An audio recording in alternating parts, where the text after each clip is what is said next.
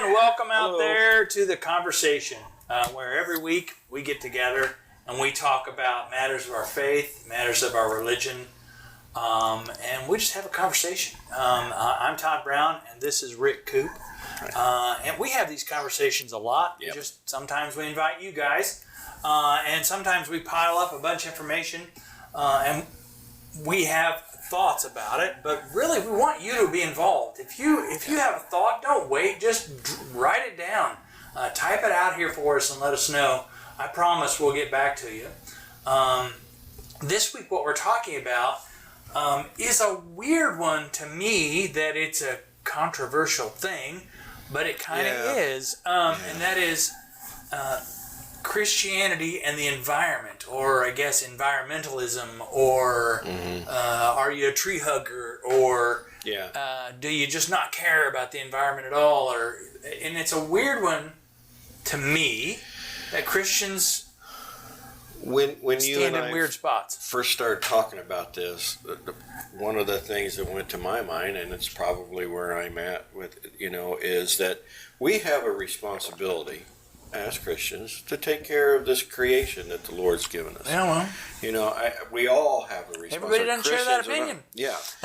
But the other part of it is that there's this, it seems like there's this dividing line between, the people who want to take care of things, and then the people who like you said, tree hugger, or the people who want to, stop traffic on a highway, or throw fake blood on a building, or put nails in trees so that the lumberjacks get hurt because of their equipment breaking. Right, and we're not talking about that. Yeah. There's extremism in everything. What we're talking about, the thing that came to my mind instantly. I don't remember. Were you in scouting at all? Yeah. Okay. Do you remember how they used to teach us, leave the area better, at least as well or better than what you found? Right. If you brought it in, take it out. Yeah. Stuff. When I was in the service, we used to call it policing the area. That's what they called it in Scouts for me. We'd make it look better than it was when we left. Todd and Jim, you're policing the area tonight. Right. That's what we're talking about. Taking care of things. Police the area. Taking care of it, leaving it better than what we found. Hikers, that's kind of a motto that they have. People who camp. I like camping. I enjoy camping a lot. But one of the things that you hear campers talk about is leave it better than what you found it. So that's what we're talking about. Right. Keeping it being better. And I think that as Christians, we have a responsibility to do so. Yeah. Whether we spend so much time thinking about salvation and, taking care of it. But part of who we are, part of our makeup is being people who care for the creation that God's given us. And I think sometimes we miss that point as Christians.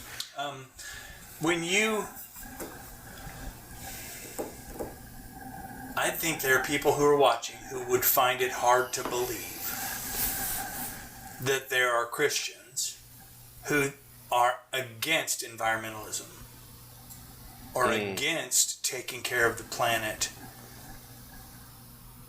or think it's or think the people who do are wackos, or people who are worrying about something you don't need to worry about. Have you ever run into that? Have you ever run into people who have that kind of attitude about it, or is it? Gosh, to me, that's kind of a mouthful question. I think that I have ran into people who feel like that. Yeah. And I think I'm kind of in this area here, Todd. We have a responsibility to take care of it. I love living out in the county. Yeah. And when I see woods being taken down there, I lived in an area where they were doing some taking care of some lumber, and I first heard that they were just going to remove some of the dead trees and use some of those, and then it was going to be to just certain kinds of trees. Well, now that whole area of woods is gone. Now, as somebody who loves the county, as somebody who's been a hunter, as somebody who I really dig trees. I mean, trees are fascinating to me. That was sad to see that go. It was upsetting for me to see it, and I thought, well, and there was also some word that we're going to take this out, but then we're going to plant some new stuff in there. Well, it's like 7 years later, and nothing's been planted. Whoopsie. You know. And we're going to get to that. Yeah, and I'm thinking that was disturbing. You know, here's some more gone. Yeah. And so it bothered me. Yeah. Did it bother me to the point that I wanted to go, burn the equipment? Chain yourself to a tree? Yeah, right. No, and I think that's a radical thought, and I do worry about some people taking that extremism there. Yeah. There are people who prefer literally, not kidding, people who worry more about the health of a tree than they worry about a human. Yeah. They would literally blow someone up for cutting down trees. And they go, hey, wait a minute, slow down. Yeah. Whoa, come here, bud. Yeah. Let's bring this down a notch. I guess what I'm driving at with people who are, and I bring it up at the beginning because I think that there's a lot more material and conversation room around why we should than there is why we shouldn't. But we do need to give space to the why we shouldn't. And one of the things that got me started on this whole conversation is reading a book recently about it's called Surprised by Hope by N.T. Wright, and he's talking about this idea of what modern Christians think of when they think of the end of days, or when they think of what happens when you die. What happens? What's the next thing? Mm-hmm. And one of the things he talks about is people who your theology will frame your feelings on the environment. And one of the things he talks about is if you think that you're just here for a short period of time and then you're going to die and you go to heaven and that's where you're at for the rest of days, for eternity, you're in heaven. Mm-hmm. You're not here. If that's what you think, then why am I worried about here? This is a short-term gig. Mm-hmm. I'm out. And no matter what we do with here, it doesn't matter. Yeah. Because it's all going to be destroyed anyway. When Jesus appears in the eastern sky with the trumpet blow, we're all going to go with him and go to heaven.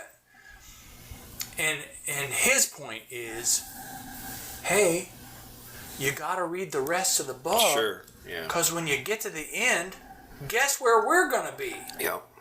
On earth. Yep. It'll be a new heaven and a new earth. But we're going to be living on earth.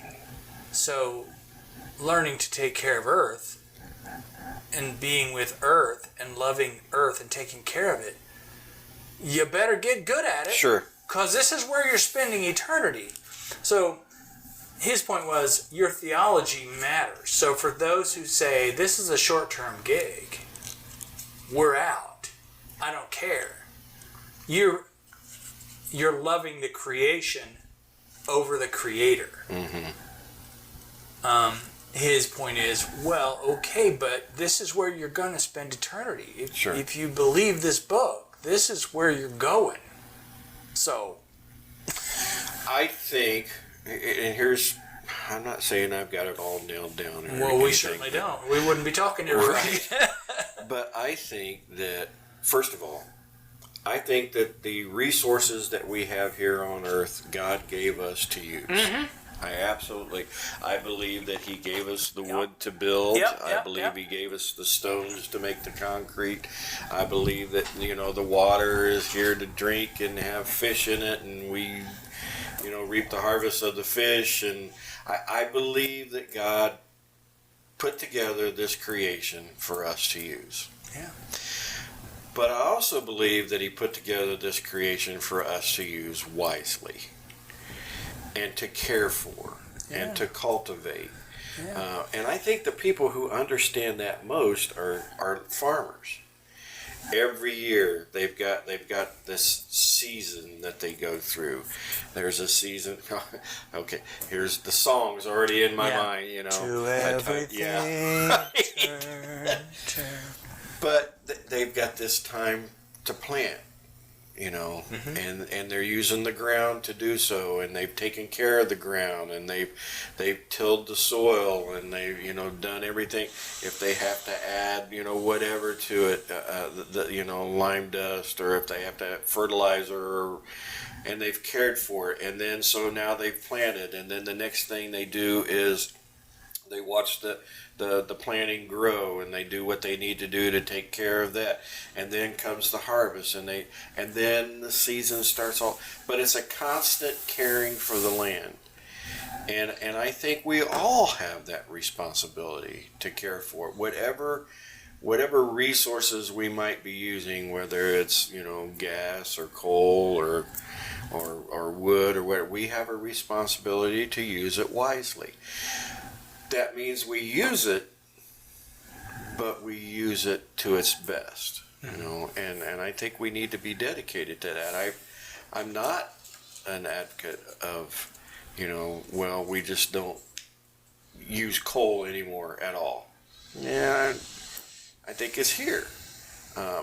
But I'm also, I hate to be a fence sitter. I've never liked to be a fence sitter, but so you see these wind turbines out, you know, and people were, you know, I kind of think they're cool, and it's a free resource. It's a renewable resource. So is the, you know, with the solar panels. You know, I like it. We've got the technology to use it. Let's do it. Yeah. You know, if it cuts back on some of this stuff, great. But that doesn't mean we have to get, you know, just stop using everything else. You know, it seems to me that, and people who get lumber, it seems to me that the smart business practice for a successful company that's doing that is, this section we cut, this section we've planted, this section is growing, this section we're taking care of, and it just seems to be a constant, you know. Yeah. And I think that we, as Christian people, have a responsibility to do that in all of what the earth has given us. Yeah. Now, let me rephrase that. In all of what God has given us through the resources on the earth. Yeah. No, I agree. Renewable, we call it renewable energy, renewable resources. Yeah. So, I always want to make sure that we slow down and get some people on the bus who maybe don't even know what we're talking about. Sure. When we say what God gave us. If you haven't read it, you need to go back and just start with the Genesis story. Absolutely. Genesis 1 through Genesis 2. And it walks through exactly what we're talking about. And it starts with, in the beginning, God created the heavens and the earth. Now the earth was formless and void, and the Spirit of the Lord hovered over the waters. Okay, so we got a blank slate here, Lord. Mm-hmm. He created the universe, everything in it, all the stuff, the solar system. That's all here. It exists. Did it take him 75 bajillion years or 3 days? I don't know. Yeah, it's there. Right. But then he starts, as far as I'm concerned, what it seems like to me is then he starts making it for us. Mm-hmm. I mean, I just had a new grandson, and my daughter and her husband set up a room just for Jack. Exactly. And it's made for Jack, and it's got Jack stuff, and it's going to be, they're going to continue to change that environment for Jack. Okay, so he creates the earth anyway. He creates. I think it's a great point that you were just talking about. Yeah, he creates plants. Yep. He creates animals. He creates water. Yep. He creates an atmosphere that covers the earth, that protects the earth and the things in it. He sets up this place. Move it a little bit more towards the sun. Yep. We're fried. Move a little bit farther from the sun. We're froze to death. It all doesn't work. He puts it right in the right place for us.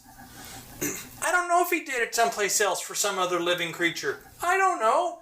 Not my business. I'm going to leave that to the boss. But he created this for us. But when he got through with setting up the environment, it says, let us create man in our image, male and female. Let us create them.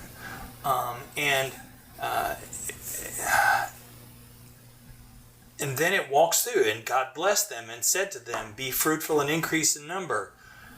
Fill the earth and subdue it. Rule over the fish of the sea and the birds of the air and over every living creature that moves on the ground. And then God said, I give you every seed-bearing plant on the face of the whole earth and every tree that has fruit with seed in it.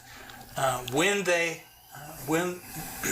will be yours for food, and to all of the beasts of the earth and all of the birds of the air and all of the creatures that move on the ground, everything that has breath of life in it, I give every green plant for food. And it was so. And God saw what he had made, and it was very good. And there was evening and there was morning, and the sixth day. Yep. You can interpret that however you want to. As far as I'm concerned, I'm a Nazarene.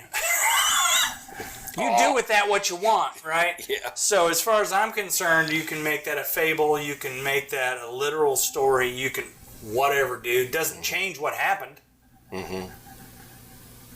Whether it's literal or it's a fable or it's a poem or it's an Iron Age man's beautiful interpretation of what occurred. Yeah.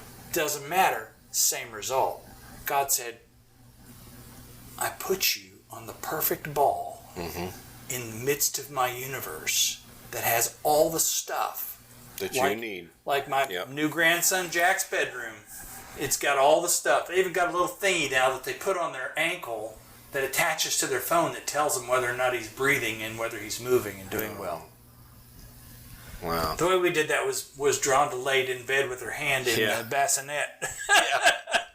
But so there's a great point right there.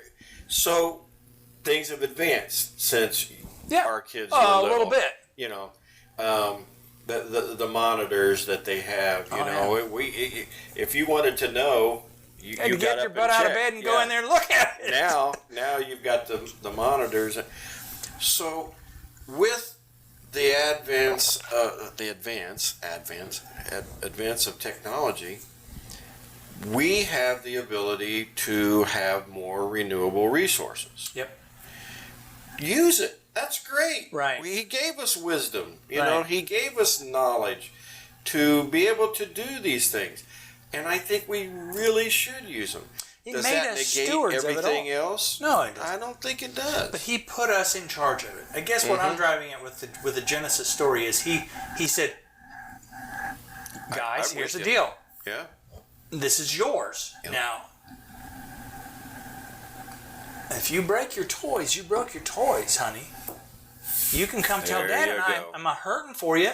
I hate that you did that, but you broke that, honey. You did. Now, you're going to have to figure something else out. There's a consequence for what goes through. So, he didn't say, and I'm just going to fix everything you break. Right. He said, yours. These are your fish. These are yours. These are your animals. These are your seeds. This is your earth. This is your stuff.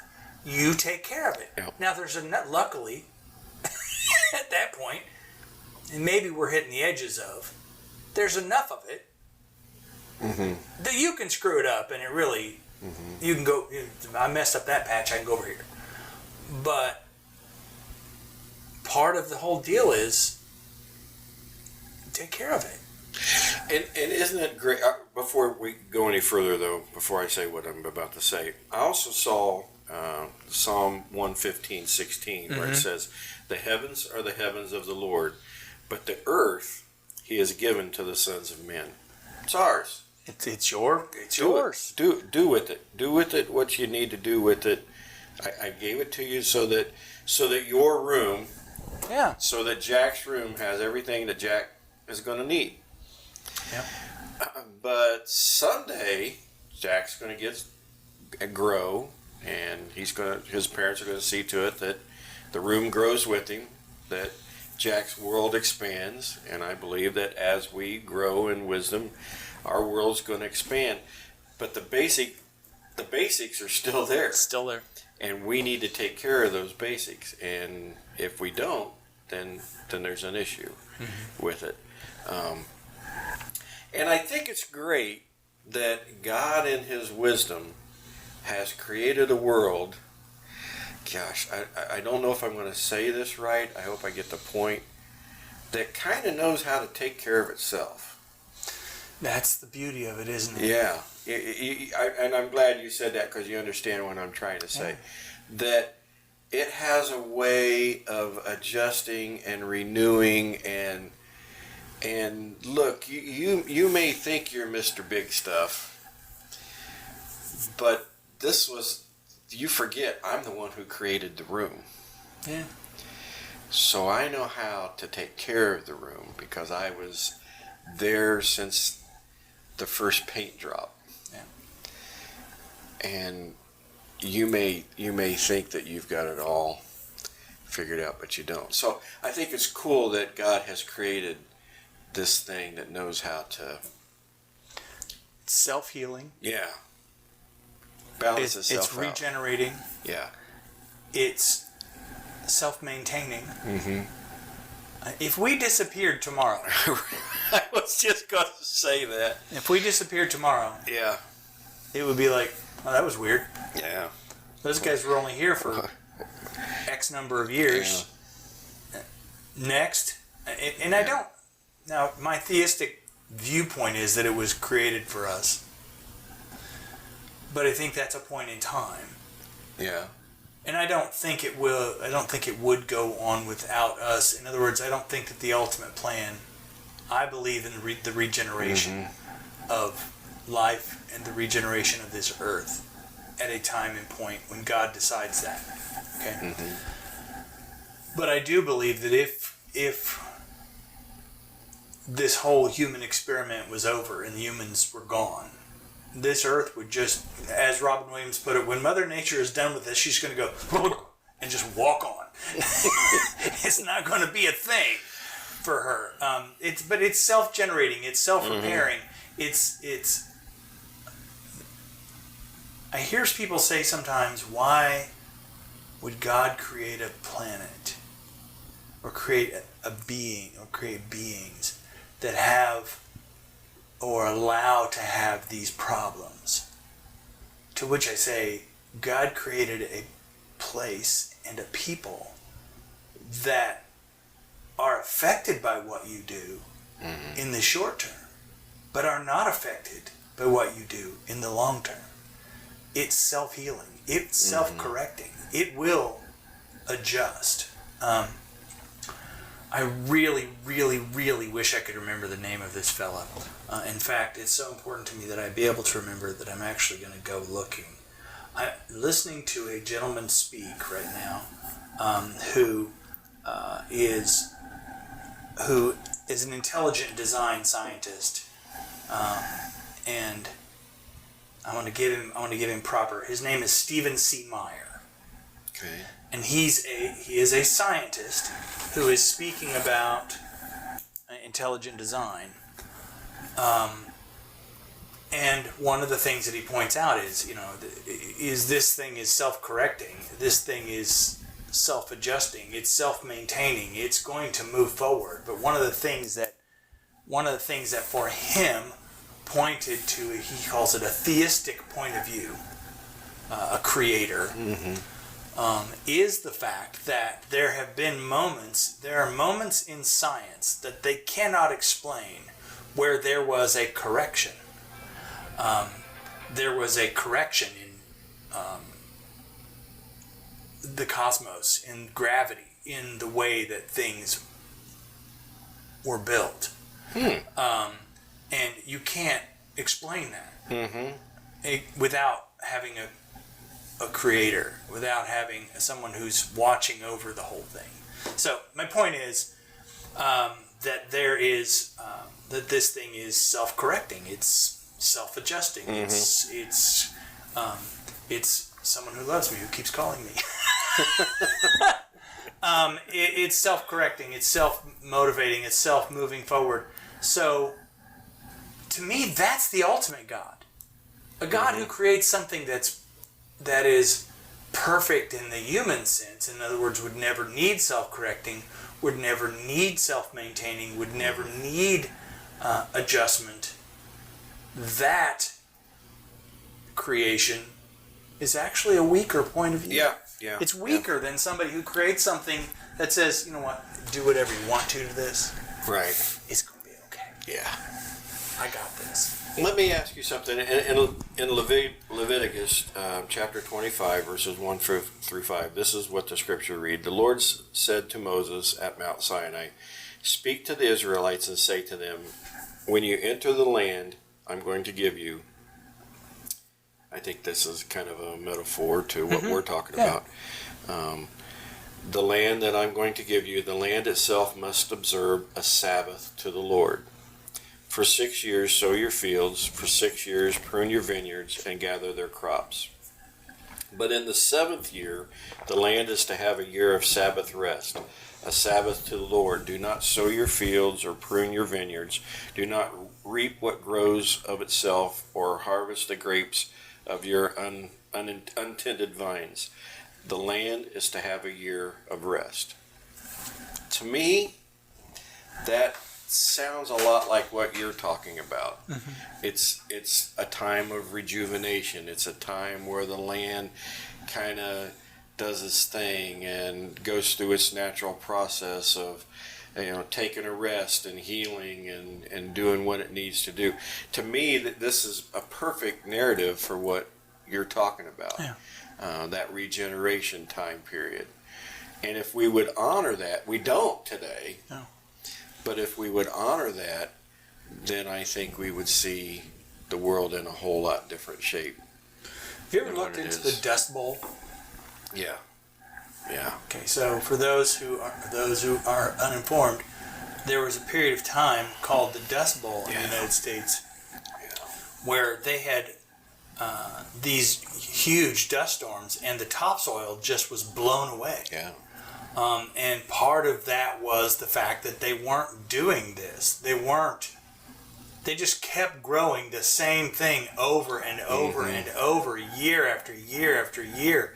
And the nutrients that were totally depleted, that were on the earth, were depleted. There was no root system. There's nothing holding the ground down. And so we learned, but the answer to that is to leave the field to go fallow or to be unplanted and unused every now and again. Just let it go. I think something they do here in Indiana is they do beans, corn, beans, corn, beans, corn, because the plants have the opposite effect. They take different nutrients and put back different nutrients each year. I hate to always go back to hunting, but the place that I hunt, it's beans one year or corn the next. On the corn years, it's hard to hunt. You can't hunt that field easily. And there's somebody out there who's going, corn is awesome. Walk through the corn. I'm not walking through the corn. Anyway, the point is, this thing works a certain way. One of my favorite things is that, the Bible, that God told them, this is not some ag scientist. Right. This is God telling them, hey, I appreciate that you're farming. I get that. But you're going to have to let that go a little bit. Because if you just keep sucking the nutrients out of it, it's going to be a mess. For you, it's going to be fine. But you're not going to be able to get any corn out of that Sure. thing. You're not going to be able to get any crops out of that thing. The harvest that You're going to have to leave it. Even your grape vineyard has been growing grapes to feed itself. Mm-hmm. And if you just keep taking them every year, it's not going to... Listen to me, act like I know what I'm talking about with farming. My point is like you're saying, you've got to take care of this stuff. You got to take care of it. You've got to let it go a little bit. You've got to let it self-correct because it's built to self-maintain. Mm-hmm. And I think that's one of the things that when we can read the extra. There are times when I read scripture that I read the extra. Mm-hmm. The Lord talks about, tending the garden, tending the vine, pruning is talked about. He prunes us and we prune the vines.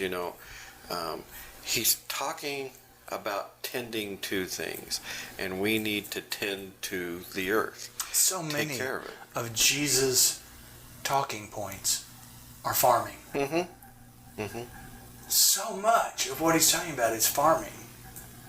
People had a basic idea, even if they lived in the town, they knew about the farming.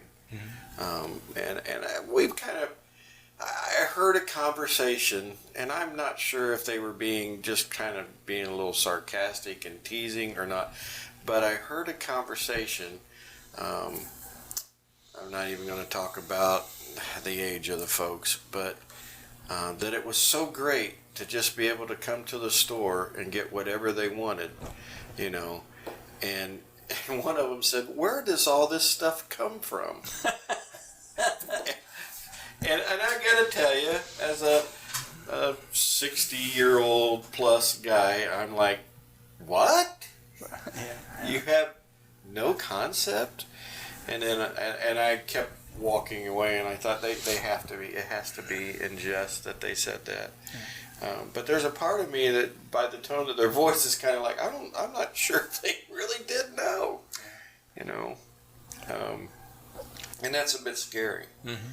When it comes to it goes back to what you were saying earlier. If we don't have any appreciation for it, and it's just there, and you have this short-term concept that I need something, I'll just come to the store next week, and I'll just come to the store next week. Well, there's a whole backstory that happens for that stuff to get there. And if we don't become aware of it, then we take it for granted. And have we gotten to the point where we take the earth for granted? Oh, now? yes, we have. That was kind of a sarcastic question. Well, now, so I'm going to use a political example to give a reason to give some thought on why I think we have begun to take the earth for granted.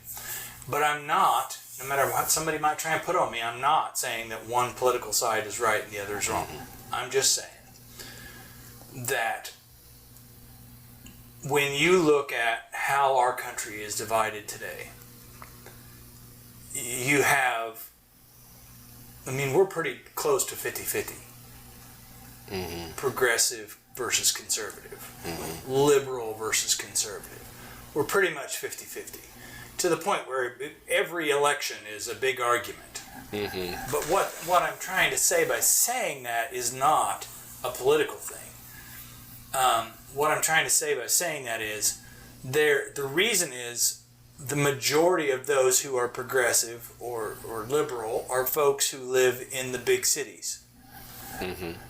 And the majority of the folks who are conservative or libertarian are folks who live in the rest of the country, the rural areas, mm-hmm. the suburban areas, the areas where we're not packed so tight. Mm-hmm. And they have their reasons for being that. If you lived in the city, then you would have different motivations than mm-hmm. other people have. Whatever. But if you look at a heat map of the United States for where the big cities are and where the folks are who are liberal or progressive, and then you looked at the rest of the country, The vast majority of the country are these folks out in the middles somewhere. They're at, not to go all country song on you, but they're out in the middle. And since so many of us live in these little tight pockets of cities, these folks don't have any perception of what it took the fellas to grow the crops. They don't, never even crosses their mind. They go to Costco and they get a bag full of oranges and they get a bag full of onions and they go home and they get potatoes and they get corn in cans and freeze, and they don't have a perception of what that's about. Now, I mean, that's another show, but we can also argue that the folks in the middle don't really have any perception of what it's like to be sitting in your house and have your baby girl get shot because people are driving down the road just randomly shooting people. Yeah. So we all have our understandings of things that the other person can't grasp. Yeah. I mean, there's that Try That in a Small Town song that's out right now that people are so frustrated about, and it's because they don't have a perception of what it's like to be, try that in a big town. They don't have a perception of what it's like to be in each other's places. But so they're not going to understand. The environment doesn't mean as much to you when what you're walking on every day is sidewalk, and the only time you get off the sidewalk is when you're walking on the floor in a building or you're walking on the asphalt of the driveway or of the street. Your perception of things is completely different. If you never once milked a cow, saw a calf born, let your eggs lay there under mama till they were chicks. Yeah. If you never saw when you think that deer are cute little animals that just stand around in your yard and look pretty, and then and that they don't eat all your crops and play with bunnies and they don't eat all your crops and chew down your rose bush, you don't see that. You just see Bambi on TV, then you don't really have a connection with it. So it's not. I guess we've walked so far away from it. So many of us, at least half of us in this country, have walked so far away from any connection with nature. I agree. It's no wonder that they don't have a real perception. I had a friend of mine. I want to share a couple of stories to even go further with what you were saying. A friend of mine brought his nieces, when I lived out in the county, out to visit. They'd never been outside of town, big town. And they saw a grasshopper. And it took off. It had wings and took off. And she named it a hopping butterfly. Because to her, that's what it looked like. It hopped, but it looked like a butterfly. And when she saw a thistle plant with its purple flower, she asked me what kind of rose that was. And I said, well, it's not a rose. And she said, well, it has a flower and it's got thorns. What kind of rose? And I said, it's a Canadian thistle. It's, but her concept. And my kids were like, "That's not a rose. That's a weed," The conversation had to be, that this is just different for you. It was cute, but it was just different. In the same way that I love towns, big towns. Chicago, one of my favorite cities. Been to Dallas, Fort Worth. Been to New York, lived in California for a while, lived in Oakland, went to San Francisco a lot, went to LA a lot. I like big cities, but I'll tell you, there's things I'm lost about there. I can remember the first time during the time I was in the service, and I'm walking down the streets of San Francisco, just enjoying the sights, and people are walking toward me, and I'm, "Hi, how are you?" And instantly, the heads turn away, and and nobody's wanting to say anything. And I'm thinking, what am I doing wrong? What do I, Yeah. Well, it's just not what you do. There's a difference, in the city. We're digressing a little bit, but you're right. We have different concepts of things, but in each one of those concepts, I don't care which political party you might happen to belong to.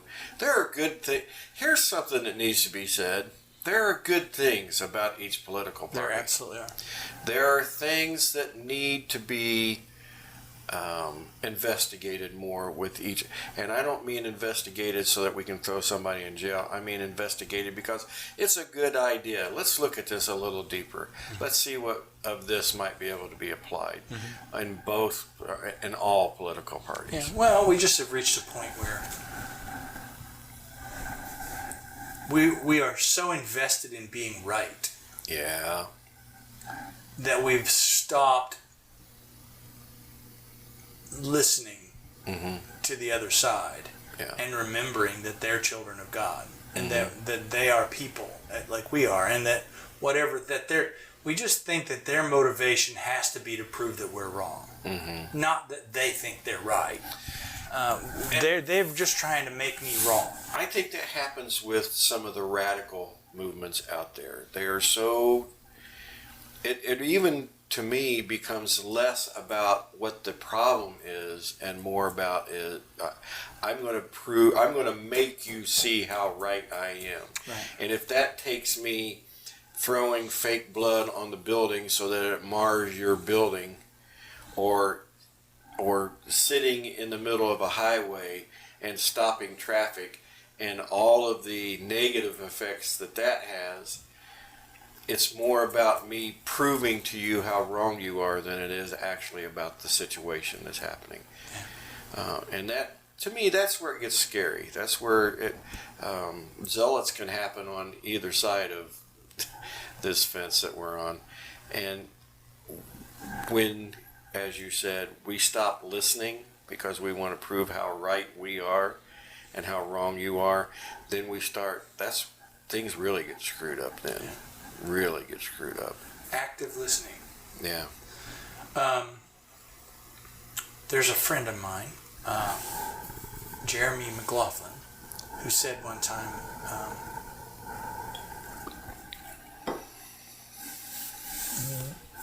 what's wrong? What is it about caring about our environment and taking care of what we have that's wrong? Why are you people upset about this? When I think of that, some of the things that I see are, you mentioned the windmills. There are people who are radically against those windmills. And I'm probably ignorant. I don't know. There are people who are radically against solar energy. There are people who are radically against reducing the amount of coal that we use. And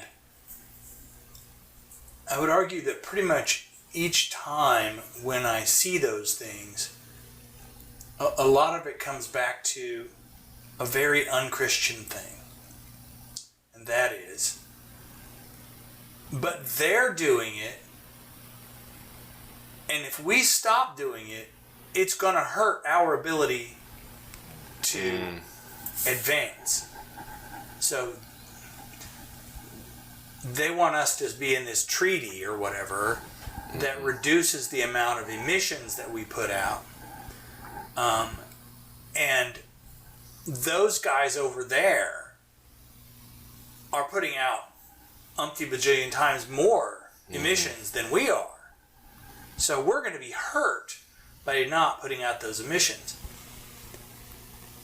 Or whatever. By not strip mining, or by whatever the thing happens to be. And while I agree that there does need to be balance, you can't just like I watched a documentary on West Virginia, and we spent some time in West Virginia at a mission, on a mission trip there a couple times now, and you see that those communities have been devastated by the fact that they depended so much on coal mining, and now that's reduced so much. And then they're just in trouble. They're just they're just a complete ghost towns. Yeah. While I understand that, I'm trying to figure out why it's wrong for us to want to reduce our emissions. Why is it wrong? How can it be wrong for you to try and do a good thing because your neighbor's still doing the bad thing? Why is it? It's like why can't I commit adultery? My neighbor is having sex with every woman in the neighborhood. He's having more sex. He's got to be more satisfied than me. Why isn't that okay for me to do? Honey, because you belong to the Lord God Almighty. Right. Because that is not the way that leads to life. You can't. Jesus came to flip the paradigm. He's saying, no, you need to remember who you are. Why can't I do that thing? Because, honey, that looks all good and fine on the surface, but it's the way that leads to death. And I started to apologize for going all theological, and I remembered, oh yeah, I'm in a Christian conversation. That's precisely the point. The point is, why do we have to stop burning so much coal? And I'm going to confess, I may be totally wrong about the value of coal burning. It's an example. Why do we have to stop putting out junk in the clouds? Why do we have to sign a treaty with all these other people when they don't have to do as much as we have to do? Because it's the right thing to do. Yeah, we have whether a they're doing it or not. Whether they're doing it or not, we should do everything in our power to sustain this place that we've been given. If they burn it to the ground, that's them. If he has sex with every woman in the neighborhood, that's on him. And the bill will come due. Sure. Yeah. I think that's a pretty good example. Yeah. There's going to be babies that are lost and hurt. There's going to be people whose feelings are hurt, who thought that they loved him, they loved them, and who are going to be crushed by it. There's going to be people mad at him, chasing him around, giving him grief over all the stuff that the havoc that he has caused. The bill will come due at some point along the line. But that doesn't mean you should do it too. Yeah. It just doesn't make any sense. I guess what it boils down to is we have an obligation to be responsible with the things that God has given us. And we also have an obligation to use the knowledge that He's given us to find a better way. That's just part of who we are. We're going to mess up when we do that. Oh, yeah. We're going to try something and it's going to blow up. Well, I think about, now help me, I'm probably going to get the name wrong. Oppenheimer? Yes. And what he was trying to do, and I mean, what he even said was, I see what man has done with this, and I wish I hadn't even have found it. You know, I wish I'd never created it. And atomic energy. Right. But it was meant to be a good thing. Yeah. So you're right. We're going to mess up. I think what you're thinking of is Einstein coming up with the concept of this atomic weapon, and then Oppenheimer turning it into an actual weapon, and then even he said I have become the destroyer of worlds. Yeah. That's heavy. That's heavy. Yeah. When I think about the weight he must have felt saying those things. Yeah. But anyway, to the point, we have it's being responsible. Yeah. Doesn't mean that we don't keep trying. We keep trying to find better ways. Yeah. And to take care of this globe that the Lord has given to take care of our room. Yeah.